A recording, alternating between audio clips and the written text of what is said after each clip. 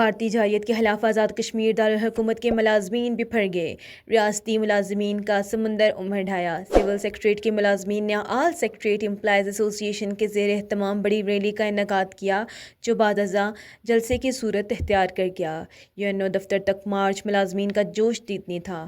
پاک فوج کے حق میں زبردست نعرہ بازی، مودی تیری موت، پاک فوج سب سے پہلے پاکستان کے نعروں سے دارالحکومت گونج اٹھا۔ کلمہ ہمارا ہتھیار ہوگا۔ ریلی سے صدر محمد شریف ایوان، چیئرمین جاوید چودھری، راجہ زیغم فاروق، جنرل سیکرٹری امجد ایوان، سید ثاقب گردیزی، قاضی اقبال، عمر افسر، بشیر و اطلاعات بابرخان، چیف کیمرہ مین محمد عمر خان، افتخار احمد عباسی، راجہ ماجد، راجہ ظہیر خان، خانزادہ امجد محمود سدوزئی، سردار حفیظ انجم، شبیر عباسی، خالد راٹھور، مظہر حسین تاج، سردار فاروق سلیمان، ساجد شاہ، اصغر خان یوسف زئی، چودھری شفیق سلطان، محمود غلام جیلانی، علی حسنین کاظمی، حقیق راٹھور و دیگر نے شرکت کی۔ اس موقع پر مقررین نے خطاب کرتے ہوئے کہا کہ بھارت کی بردباری تک جنگ رہے گی۔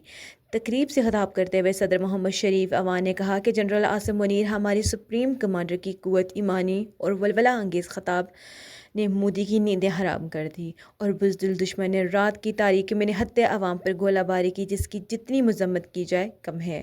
انہوں نے کہا کہ پہلے عوام اور ملازمین تمہیں زمین بوس کر دیں گی اور بزدل دشمن کو خبردار کیا کہ ہوش کے نہ ہلے ورنہ پوری قوم اپنی مسلح افواج کے ساتھ مودی کی اینٹ سے اینٹ بجا دے گی۔ انہوں نے کہا کہ ہر مکتبہ فکر کی طرح ملازمین بھی پاک فوج اور پاکستان کے لیے ہر قربانی دینے کے لیے ہر وقت تیار ہیں اور ملک کی آزادی اور بقا کے لیے خون کا آخری قطرہ بھی بہا دیں گے۔